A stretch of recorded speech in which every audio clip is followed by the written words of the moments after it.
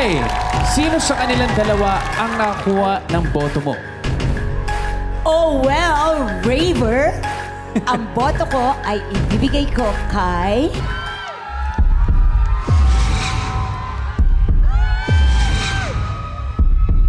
ang aking dance partner, Sandrex Arellano. Alright, so that's one vote. Ngayon naman, maridinig natin ang boto ni na Miss Lani at Sir Christian. Pero sa pagbabalik yan ng The Clash 2024!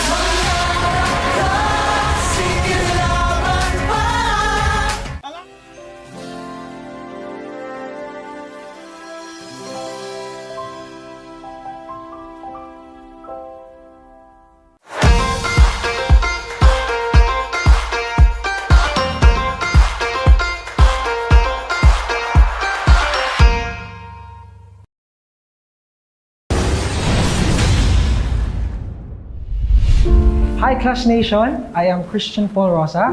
I am 27 years old and I am from Minglandilia, Cebu.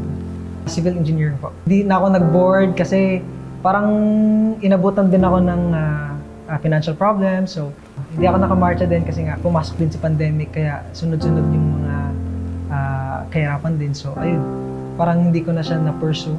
At the same time, nag-focus na lang ako on diskarte sa buhay. Kaya ayun, madaling way para sa akin is, syempre, gamitin ko yung talent ko in singing. I'm working as a full-time musician at the same time, vocal coach. Nag-acoustic po, hindi pa ako nagpo-full band, acoustic lang, at saka nagkumakanta sa mga events, weddings, corporate events, at saka yung mga iba't ibang events po. I'm in a family of singer, yung mga kapatid ko kumakanta lahat. So, pero sa aming magkakapatid, since ako yung bunso, ako lang din yung nag-focus dito sa career in singing. So kaya simula nung college ako, so naging working student din ako. So nag-aaral ako sa umaga, so sa gabi tumutugtog din ako. Hindi naman ako nagsisisi na pinurso ko yung pagiging singer ko because medyo marami-rami na din akong napuntahan sa ibang bansa and also kahit sa bayan ko, sa Cebu, nagsusulat din ako ng maraming kanta, nire-release ko. I have a song, it's a duet song in Bisaya na sobrang saya ko kasi halos sa lahat ng Kabisayaan na region ay talagang umabot siya. Actually, yung title ng song is Ayaw Pagsaad, Long Distance Relationship. It goes like this. Dumamang tatay gisabutan, unta tumanon nato ang tanan. Mahal ko, please, umuwi ka na. Hindi lang din yung mga Bisaya songs, meron din akong mga kantang ini-interpret na Tagalog from different composers din in the Philippines.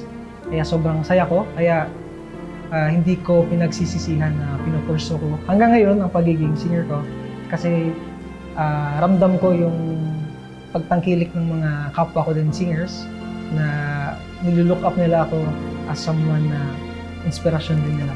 Ang ganda ng ginawa mo, okay na yung umpisa, dinig na siya. Abangan mo yung change of key. Para nagulat ka. Oo, nagulat ka. So, kasi nalilate ka pa, tapos nagulat pa, hindi mo naagapan yung placement. So, preparation important. Parang napapagod ka na, yung tempo ay medyo mabilis ng kaunti, hahabol tayo. Kailangan halatang-halata yan kung nalilate ka. Eto na! Bigay mo na!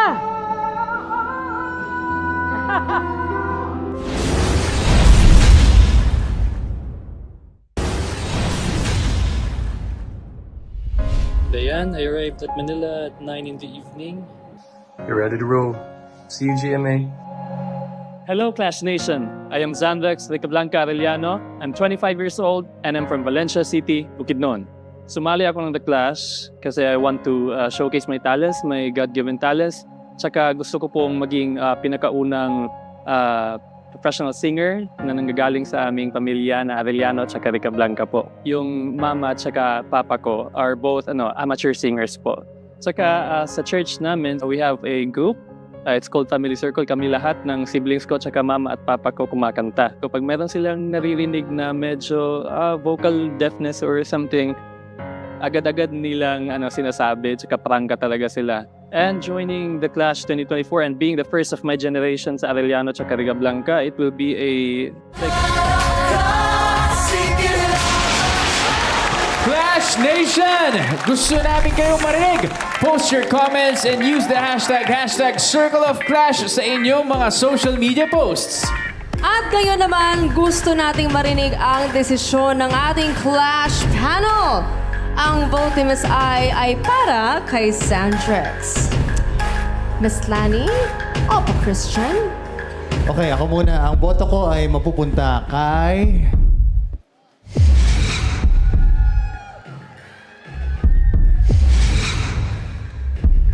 Paul.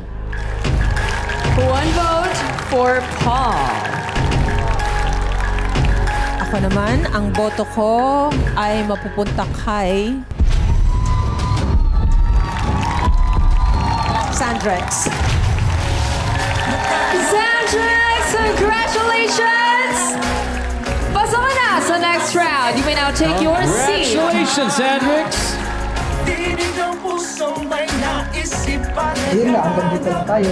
Masaya kasi syempre sobrang sarap sa feeling na mapasama dito sa The Clash. Namimiss ko sila. Melina, Melody, Naya, and Arnold. Sino sa inyong apat ang susunod na pipili ng makakalaban?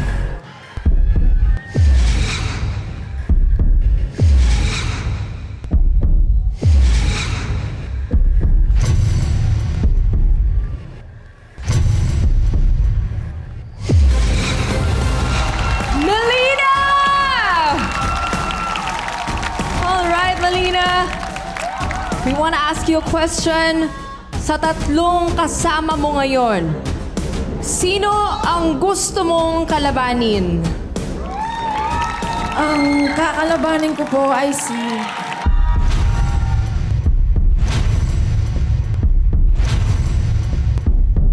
Arnold. Arnold, ikaw ang napili ni Melina. Please step forward, the both of you. And syempre, automatic, si Melody and Naya, kayo ang maglalaban later tonight. You may take your seats first. Arnold, alam mo na, dahil ikaw ang napili, ikaw ang magdidesisyon kung sino sa inyong dalawa ang unang magpa-perform. Siya na po. Alright! Melina first! Arnold versus Melina. Let the clash begin! I wasn't planning on becoming a mom. Simula nung dumating si Zero, syempre sobrang grabe yung change. Hindi siya madali talaga kasi kailangan ko magtrabaho kasi I sing for a living. Magtatatlong taon na akong kalbo. Sabi nila, di ba, yung buhok daw is parang a woman's crown. So pag wala ka ng buhok, hindi ka na queen. Queen ako eh. It's a start of a journey to love oneself completely, parang inside and out. Parang wala kang dapat baguhin sa sarili mo. Kasi maganda ka.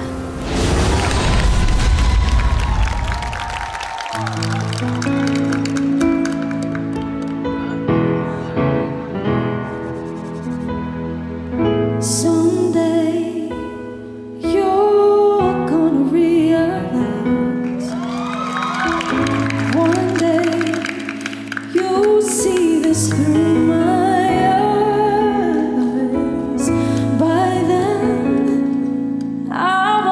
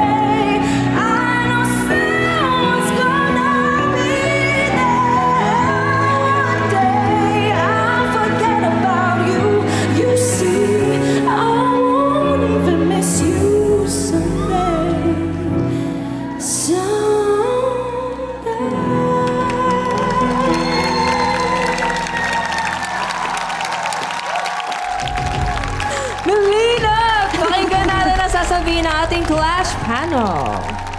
Meron lang ako mga notes for you.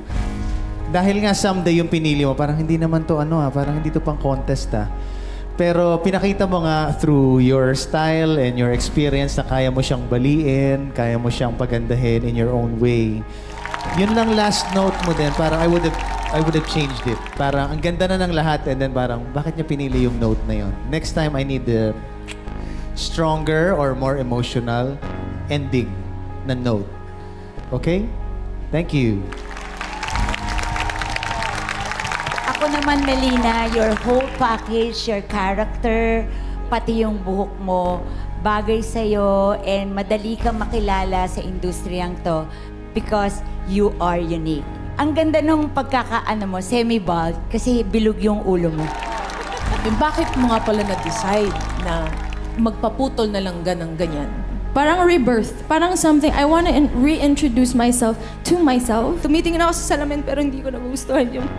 Niyok. Hindi ko nagugustuhan yung nakikita ko. Para makamit ko yun, I need to shed something out. Tsaka na rin medyo dry na rin yung buhok ko kung anong pinagagawa ko sa kanya. Alam mo, kahit kailan di ako makapagpaganyan. Oo. Di nagmukha akong bunot. Oo. Ako naman, pag ganyan, mukha akong carrots. Ano ba? Pa-friend. Anyway, siguro lahat dun ng naramdaman mo, lumabas. Lahat yun sa pagkanta mo. At saka, ramdam namin yun yung gusto mong, kung ano yung gusto mong sabihin. Thank you so much, Clash Panel. And thank you, Melina, for inspiring us.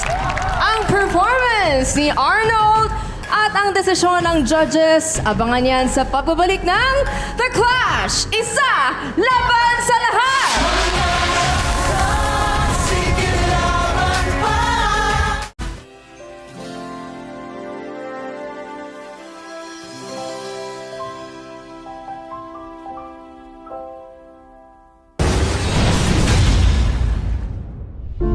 Hello, Clash Nation. My name is Melina Santos. I'm 31 years old and I'm from Antipolo City. Sumali ako kasi, why not? Hindi naman everyday nabubuksan ka ng kagrabing opportunity. Why not take the chance, do my best, and let's see where this goes. I wasn't planning on becoming a mom. Pero nung nalaman ko, nung nakita ko yung heartbeat niya sa ultrasound, medyo ako na, ang saya naman. Simula nung dumating si Zero, syempre sobrang grabe yung change. Medyo hindi ako handa at that time to take the responsibility kasi hindi kong alam.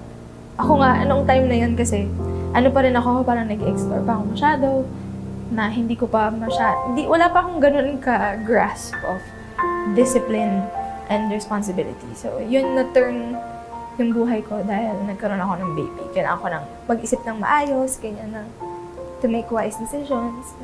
Ang message ko lang sa'yo is that sana you grow up to be better than me.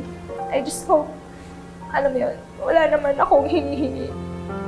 Sana lang proud ka sa akin pagdating ng panahon. Yun lang. Mahirap siya, hindi siya madali talaga.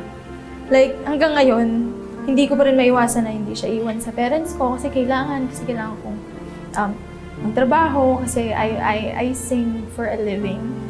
Isa lang masasabi ko kung bakit ako ang nararapat na maging grand champion ng The Clash.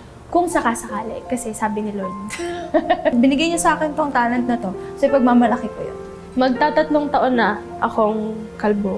There's also a reason behind it. Sabi nila, di ba, yung buhok daw is parang a woman's crown. So pag wala ka ng buhok, hindi ka na queen. Queen ako eh. It's a start of a journey to love oneself completely, parang inside and out. Accept who you are, accept how you look, and without having to obsess about anything about yourself. Just love yourself completely. Ang mahalaga, mabait kang tao. Wala kang dapat baguhin sa sarili mo. Kasi maganda ka. Can you have a little more voice? It's too more body. I know your intention, but it needs more kasi this is a contest. Yeah. It's not a recording. Yeah.